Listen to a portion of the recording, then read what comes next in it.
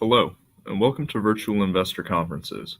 My name is Anthony Kraus, and on behalf of OTC Markets, we're very pleased you have joined us for our next live presentation from iFabric Corp. Please note, you can submit questions for the presenter in the box to the left of the slides. You can also view a company's availability for one-on-one meetings through the Schedule Meetings tab found on the conference platform. At this point, I'm very pleased to welcome Hilton Karen, Chief Executive Officer of iFabric Corp, which trades on the OTCQX Best Market under the symbol IFABF and also on the TSX under the symbol IFA. Welcome, Hilton. Thank you, and thank you everyone for taking the time to hear about our company. My name is Hilton Karen. I am third generation in the textile business, and I am president and CEO of iFabric Corp group of companies. iFabric Corp is comprised of two wholly owned subsidiaries, one being Intelligent Fabric Technologies North America, Inc., and the other division is a wholly owned company called Coconut Grove Intimates. Coconut Grove Intimates started as a private company in the early 1990s. I joined in 1996, and in the early 2000s bought out all the other parties and owned the company in totality until we went public in 2012. The real genesis of us going public was due to our Intelligent Fabric Technologies division.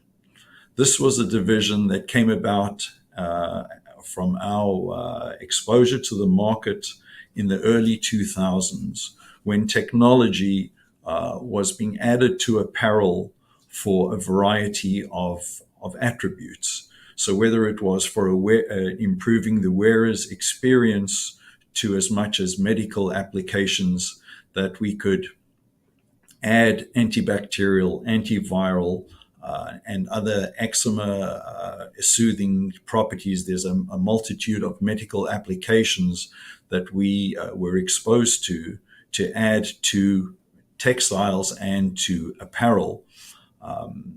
This came about after years and years of research, multiple seven-figure years of investment in technologies.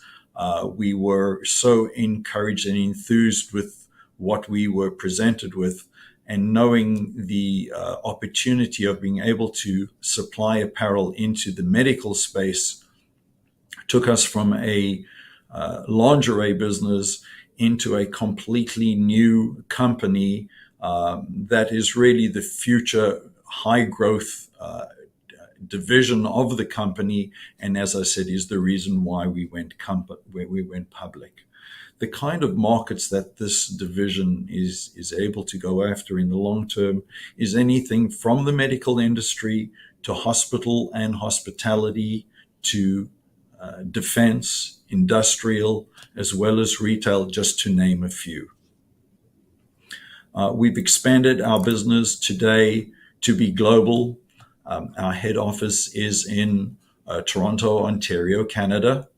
We have wholly owned subsidiary in Taiwan. We have offices in Japan and China, and we're expanding in the future. Our next plan will be to expand into the United States with an operation there as well. Our key brand partners are some of the most prevalent athletic brands, as well as high volume retail.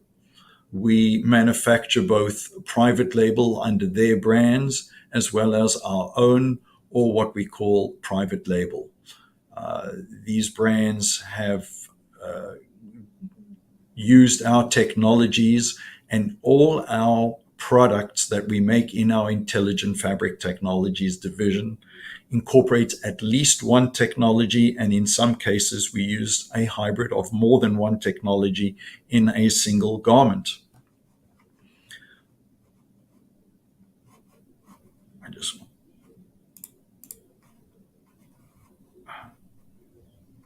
just want to go to a slide. These are the technologies that comprise our Intelligent Fabric division. Each one of these lines is a technology and really a business to itself.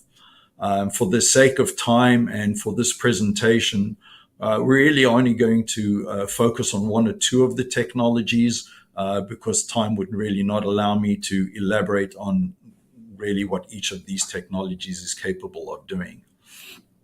Really, our flagship technology is Protex 2, which is on the top left. It's an antimicrobial and an antiviral group of technologies. With textiles, it is very difficult to have a formulation that can go on every kind of man-made and natural fiber. So we have just grouped all our applications under the banner of the Protex 2 brand. This has been a brand that has been so well regarded and so integral in our customers' foray into broadening their market share in the scrub and hospital apparel marketplace. This slide gives an indication. This is in over 4,000 US doors, where a brand has taken a significant portion of their banner and have given it to the technology, which is ours, to highlight what separates their offer from everything else that is in their market space. Every garment has a predominant sticker explaining the use of the technology in and why this garment is different to everything else that is available in the scrubs market. We believe that with the clinical trial that we successfully completed earlier this year, and that is out for peer review right now as we speak, we're very hopeful that by the third quarter of this year, we will be able to put a white paper into our customers' hands to go after this market in a very significant way, not only in North America, but globally.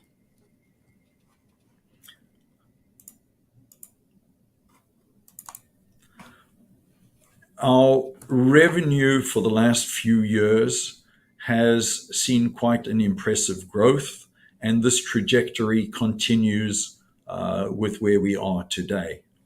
From 2018, when we were at 10 million, to finishing off our last financial 12 months at 23 million, and that includes years of 2020 with the pandemic.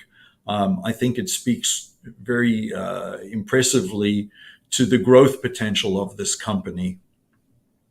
The light blue is the lingerie division that clearly in the 2020s and into 2021 got severely hurt by the downturn globally in retail.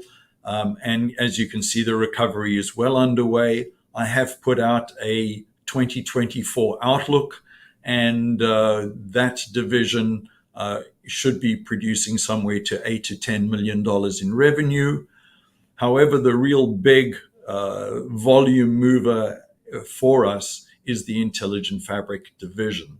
This was a division that we had spent the last 8-10 years doing the science, getting the technology right, and then starting to commercialize. And while the medical market is our final and largest goal and focus, we really found that the athletic market really appreciated what these technologies brought for their products. And so while we were still doing the science, we really went commercial first with our athletic partners. This division started off only a few short years ago doing 2 and 4 million. And in a few short years, we're up to 16 million. And I believe that my outlook for 2024 included north of 20 million for that division. This 20 to 30% increase in revenue is far from an anomaly. This is something that we believe we will be able to deliver and enjoy for many, many years to come. with the variety of markets and applications that we're able to service with this division.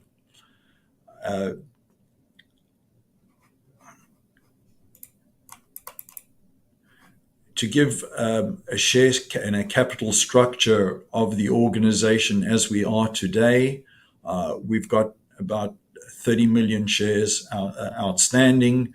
The total share structure with outstanding shares fully diluted is around 34.5 million shares. Options, this number is probably at closer to 2 million today. And the warrants are probably 11 to 12 months away from falling off. So this is a number that is really a temporary situation for the company with where we have been with warrants and where the company is going. Working capital, this number is actually probably higher today between our cash, deposits, inventory, and receivables.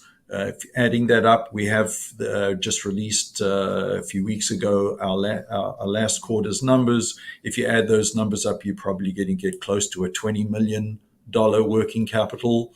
We have long-term debt. If you add all our payables and short-term debt, the entire corporation is under $2 million in total debt for all divisions. With an equity to debt of 20 to 2, you're looking at a 10 to 1 equity to debt ratio, which we are really quite happy that we have a very strong balance sheet. And management owned, we are a company with management who, as they say, have skin in the game.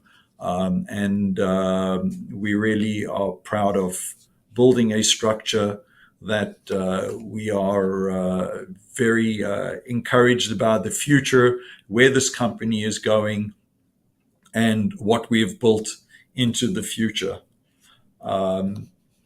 It is not hard for us to believe that in the next 3 to 5 years, this is a $50+ million group of companies.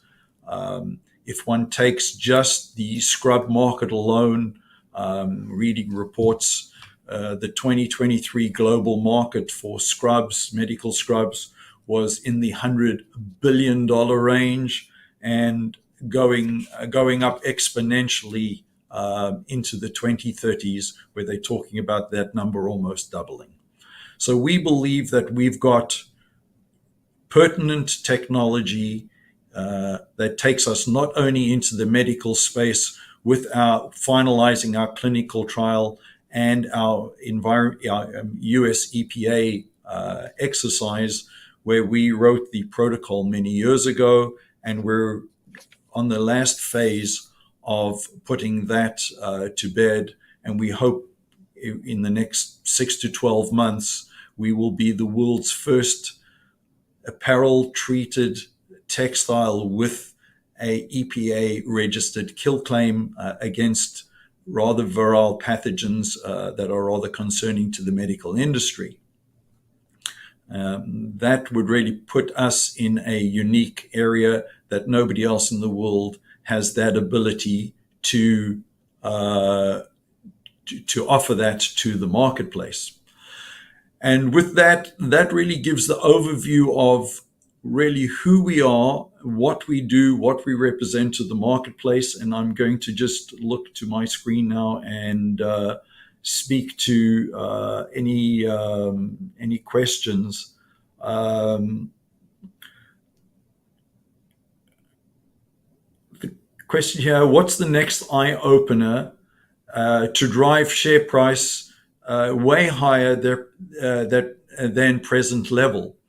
I think the eye opener is the fact that we are going to be able to deliver, as I said, a world first in the EPA. I think that having a white paper from a medical journal is going to put this company in a space where there's literally nobody else that can offer this to that market space. And I think that is clearly the biggest driver that we can't market with that, But as I say, we're probably 6 to 12 months away from that. And that really does take our business into a completely different level and optics in terms of what we can do for that market. What are your milestones and growth drivers over the next year? We have just in 2024 opened up our supply chain to the United States. We've opened up 3 major retailers, and between them, there's probably north of 7,000 to 8,000 stores that we are now supplying that weren't in our 23 or prior business model. So I think that opening that level of new business for us in 24 is going to show why we are so excited about delivering the kind of growth going from 23.5 to north of 30 in 12 months, which is significant growth for our company due to these new programs and the opportunities that we've been able to achieve, keeping in mind all our customers have to place orders 6 to 8 months in advance. So when we bring out any kind of forecast, it is really based on programs that are papered because manufacturing overseas, going through all the various manufacturing requirements, and then the logistics of bringing them to here, warehousing, putting them through full distribution and getting out to stores is really an 8-9 month exercise. So we're working on right now 2025 and beyond. So really everything we do is with a high level of comfort, knowing what our future 6 to 8 months really looks like, almost on a weekly basis. We really are, have that privilege of being able to really look quite a way out in terms of what our demand of cash and production facility, what we require down the road. It really makes it rather helpful for us running this business. Next question. Can you provide more color on the coconut guide? What percentage of revenue does it contribute and growth prospects? This division was really the cash cow that got us started in the apparel game. It's probably 35% of the revenue right now. I don't expect that number to ever be that. I think that the Intelligent Fabric division is going to always be a far bigger division into the future, but the growth prospects of that division are still quite attractive. I don't think they'll ever grow at the rate of the Intelligent division. However, as I say, with our foray into the United States, I believe that that division in years to come could double. It is one of the higher margin businesses in the group. And so it is a division that really does contribute to the bottom line.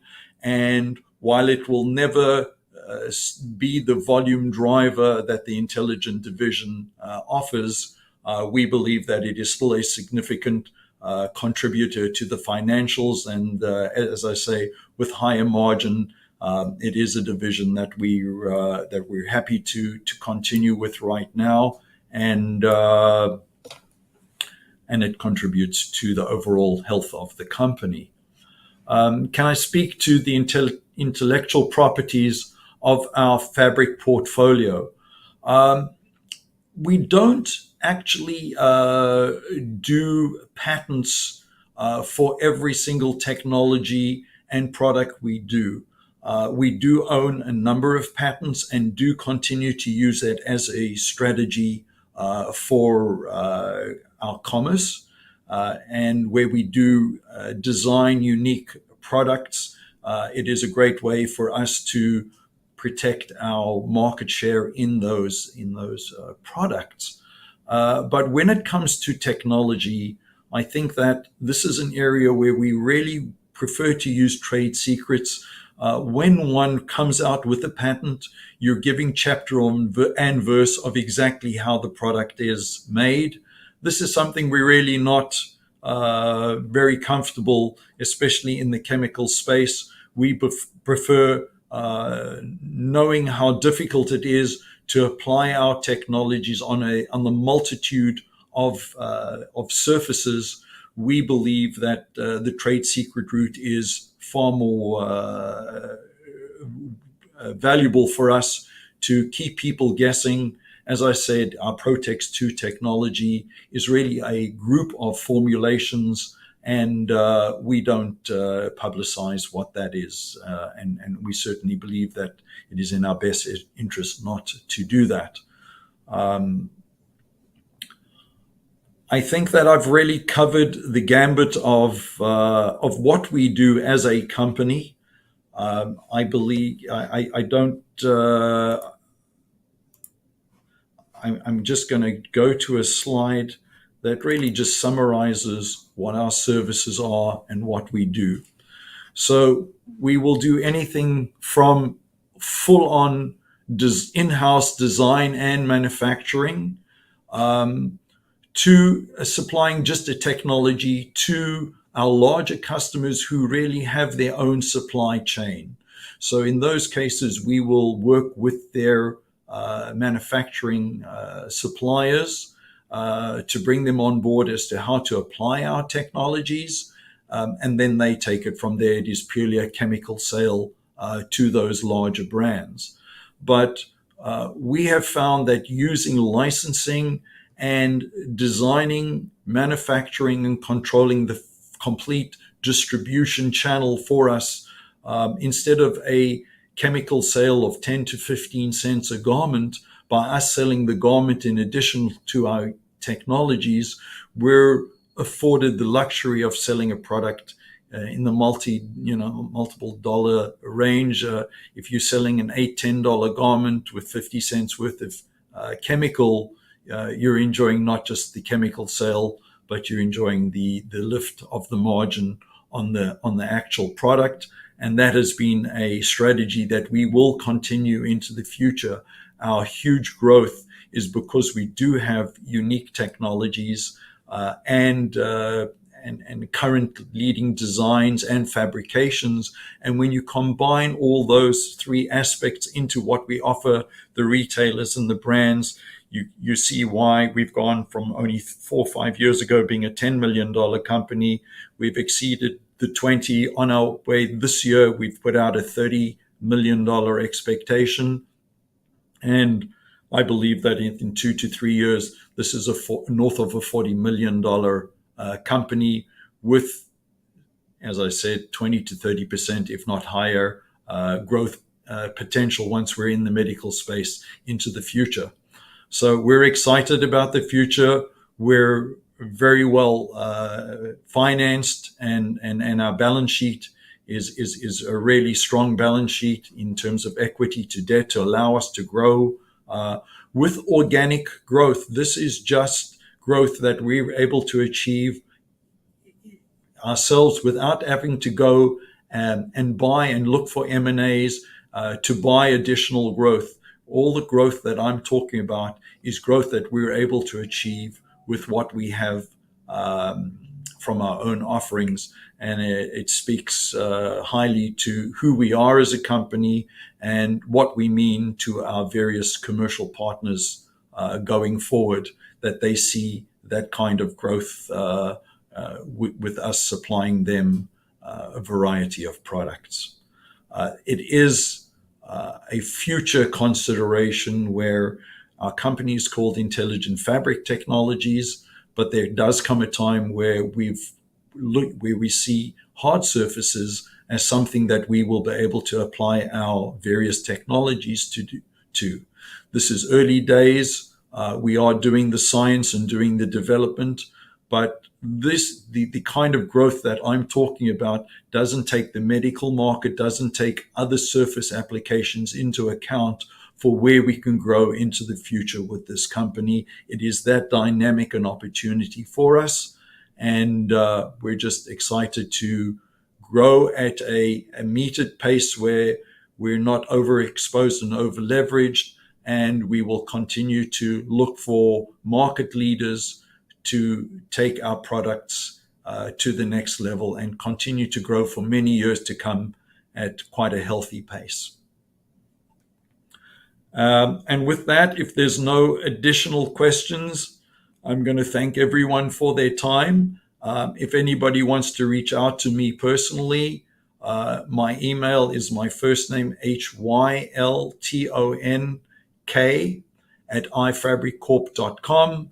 I would be happy to have any one-on-one conversations with anyone should they require additional information about the company, about the companies. And with that, I'm going to say thank you for your time. I appreciate it, and have a good day. Thank you very much.